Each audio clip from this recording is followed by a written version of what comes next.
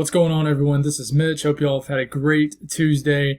We're going to continue to talk about the tropics because let me tell you, the models today, overnight last night, have really not went crazy necessarily, but they've really started to hone in on an area of interest that has the potential to be the next named storm, another named storm, maybe before the end of June. I know we only have, another day left in June, so I don't know about maybe before the end of the month, but maybe the first couple days of July has a chance to be the next named storm, which would be Elsa.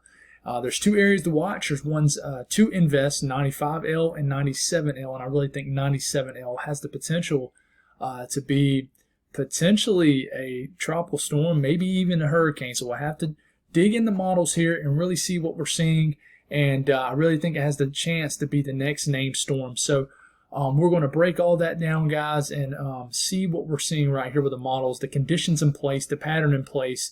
Could this impact land? What all do we know? We're going to break all that down in this video. But before we get going, if you guys have not subscribed, please consider subscribing to my channel. I've had a lot of growth over this entire month. It's been very awesome. It's been awesome, just the growth and interacting with different people, and just people supporting what I do. This is a mini dream come true for me, you guys, for real. I get to do something that I love, and I get to benefit off of it some. So it's definitely enjoyable. It's fun. I love interacting with people who love the weather too, and that trust in me to deliver information. So thank you all very much. But if you're a new viewer, definitely consider subscribing. I upload content every single day, even when there's not a lot going on. So like the video, helps get the video out there, and hit the notification bells if you want to know every time I upload. So thank y'all for the amazing support. So let's get going with this. This is the 2 p.m. update. So by the time some of you guys watch this, this will be an 8 p.m. update. So the percentages on these might go up or down, but there's not going to be any drastic changes with the 8 p.m. update. I really don't think there is. So what we got now is we got 95L. That's what this is, as a 30% chance to develop in the next 5 days. This might end up being the next named storm, which is Elsa. And then you got 97L, which I think has a longer, a larger long-term development potential to it. It's looking healthy right now. Even 95L doesn't look very bad right now, but this has the potential to sneak into maybe the Caribbean and develop. There are some interesting trends the last few model runs that have this maybe going a little bit further north, and we're going to break all that down here. But these both have potential, especially 97L. I think 97L has the potential to definitely be a named storm. So we're going to break all this down. Let's get going here. But like I said, some of you might watch this when it's the 8 p.m. update. These percentages might go up or down, but there's a 40% chance that this develops in the next 5 days into a depression. So very interesting times ahead. This is 95L. There was a lapse a little bit in time. So this was actually the morning, that first little run you see, and then it jumps really odd. So I'm going to try to pause this really quick right about here. So this is kind of what it looks like right now. Well, this is what it looks like about right now. There's a little bit of convection firing up, but there's no low-level circulation. It's just a struggling tropical wave. It's trying to get its act together.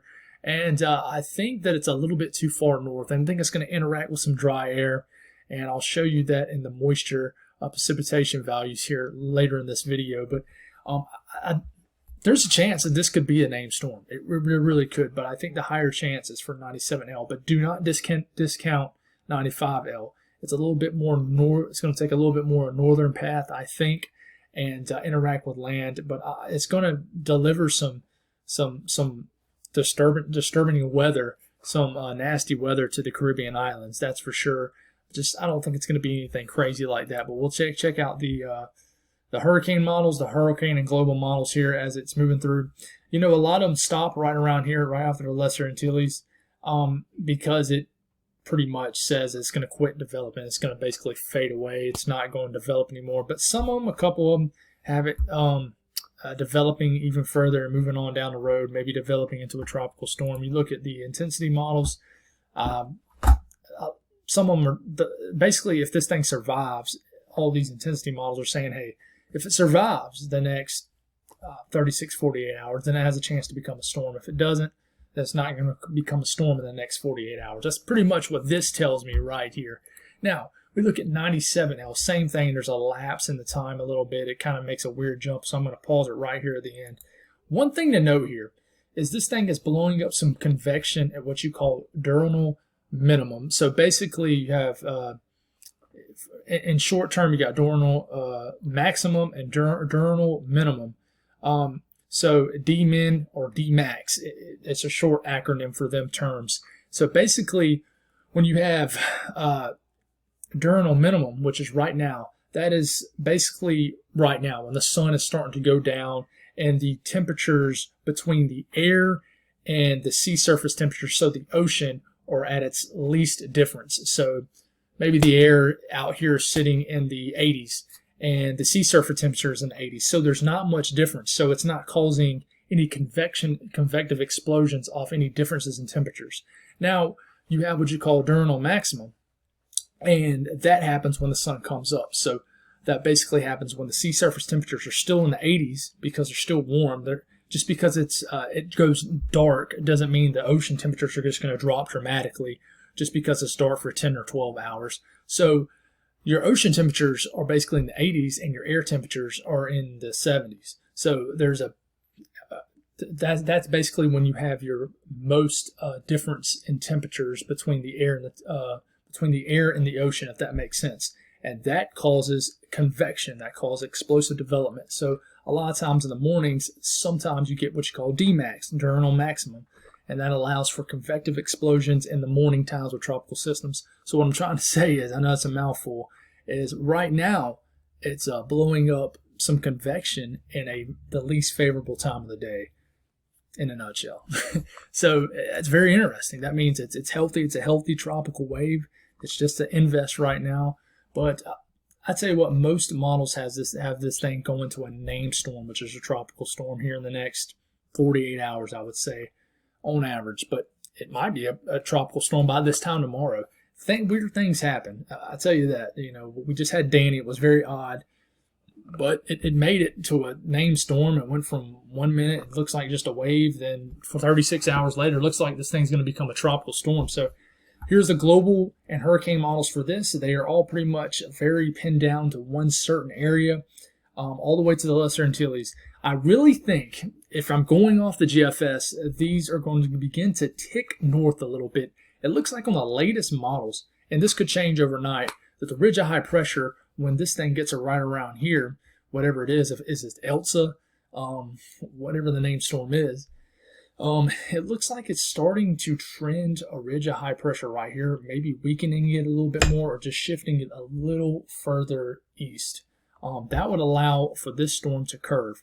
Now, I will mention, the stronger this thing is right around this area, the more it's going to survive this area. So if this has struggles between where it's at now and the Lesser Antilles to really get into a nice, healthy tropical storm, maybe even a hurricane, and it's still just a weak wave, then it's not going to survive, I don't think. I think that a lot of elements in this area right here are going to prevent it from surviving. Maybe some dry air and interaction with land is going to prevent it from surviving. But basically, you got 95L right here, 97L right here. They're south enough. Basically, 95L has already gotten into warmer water. Sea surface temperatures in the low 80s, mid 80s.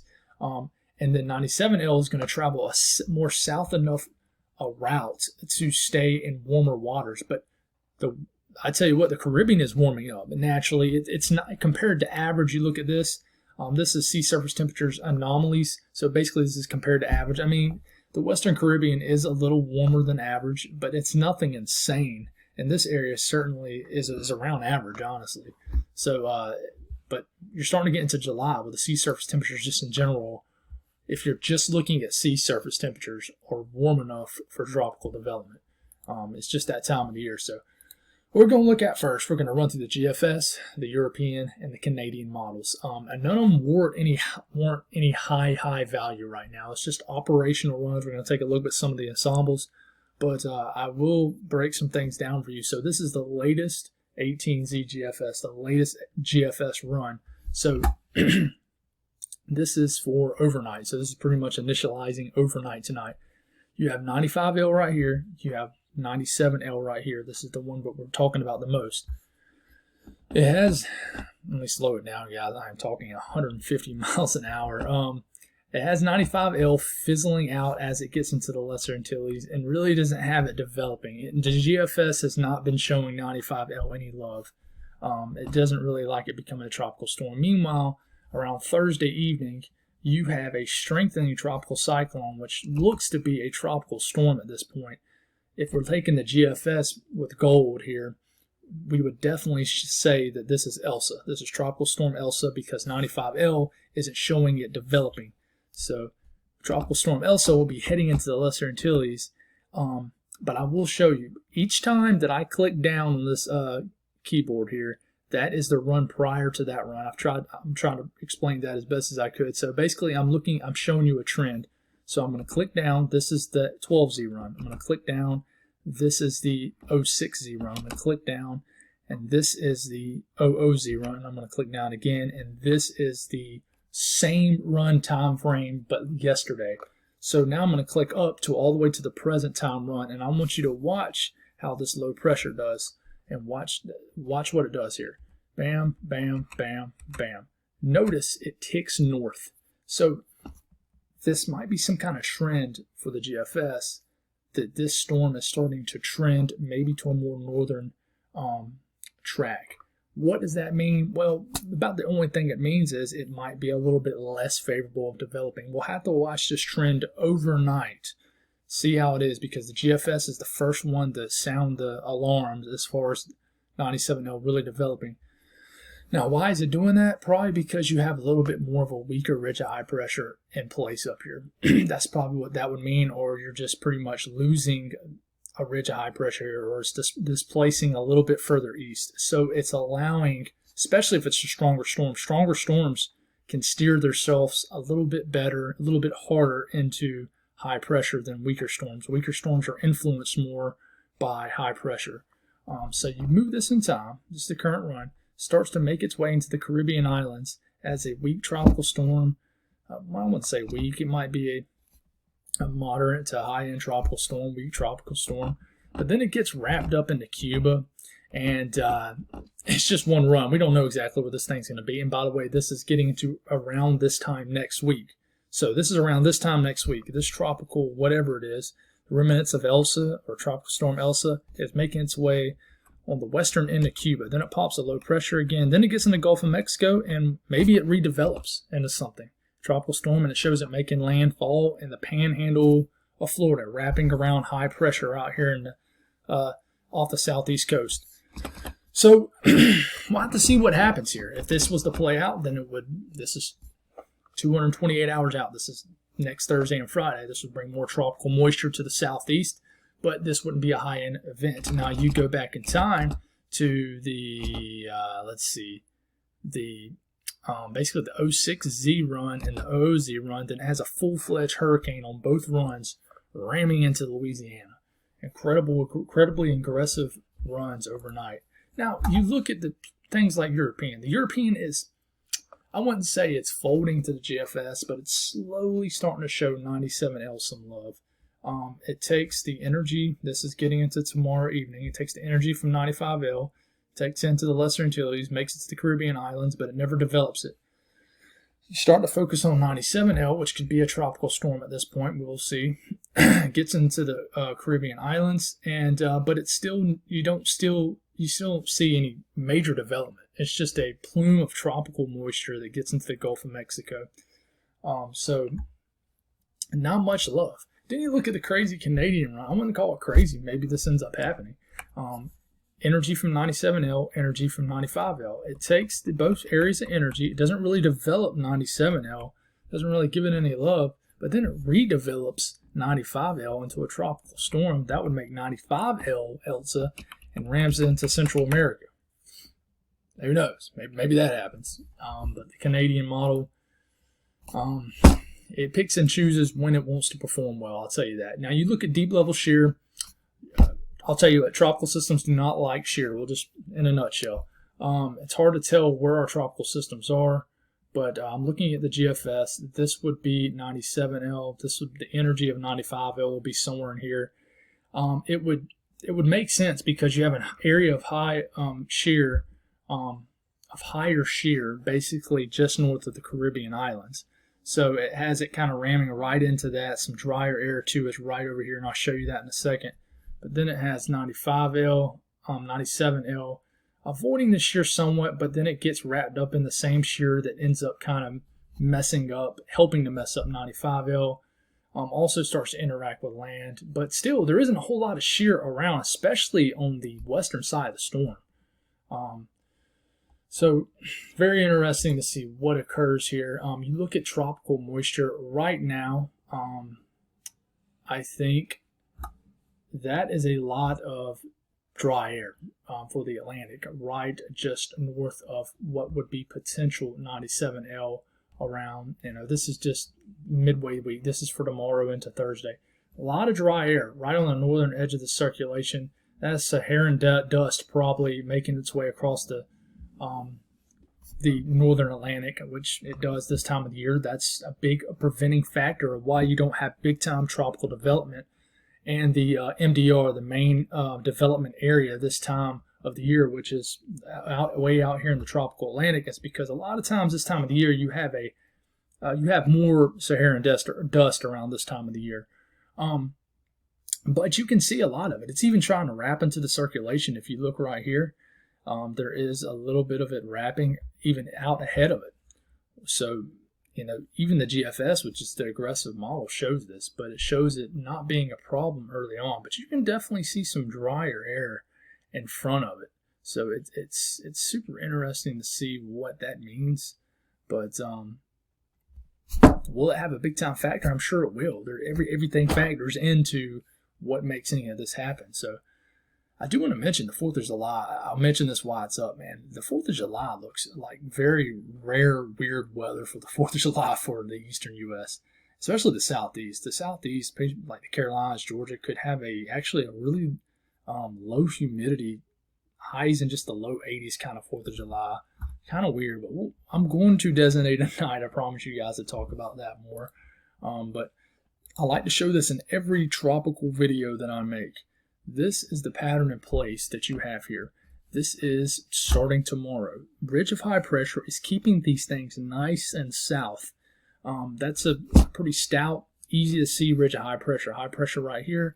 It's suppressing the south. This keeps moving. How much will this move around? How much will it be weak here? Well, it's definitely weaker right here. It's allowing the latest GFS run to move a little further north. It's shifting this high pressure more to the east. So it's beginning to curve. It's not moving fast because you basically don't have a lot of steering currents in place. It's kind of trapped in a weak ridge of high pressure. But who knows what it's going to do and what kind of pattern is going to be in place this far out. I will mention that this is the GFS ensembles for 12Z. 18Z hasn't really finished loading here, but they're all clustered up as we get into the weekend. And then they start to spread out a little bit as you get into Friday into Saturday. But it definitely is showing what would be tropical storm Elsa making into the Lesser Antilles, making into the Caribbean islands. Can we get a hurricane out of this? We will see. But as far as a threat for the U.S., it could be a threat as in we get impacted in some kind of way. I'm not saying a threat as in a Category 5 hurricane, but a threat as in us being impacted in some kind of way. You look at Claudette, guys. Claudette was an extremely weak tropical storm, but guess what? It killed several people from the tornadoes spawned from it. So that is threatening. That is a threat. So we need to recognize that for real. That's pretty much all I got, though. I'll take a look at the good old SpaghettiOs from the European ensembles. This would be 97L. It still ain't showing it much love, but it's showing it a little bit more attention than it was yesterday, as you see a couple little circles pop up down there. But that's all I got, guys. It's probably one of my longest videos ever since probably the winter time. I didn't realize how long it went, but hopefully this helps you in understanding what is going on. So thank y'all for tuning in, and y'all have a blessed evening.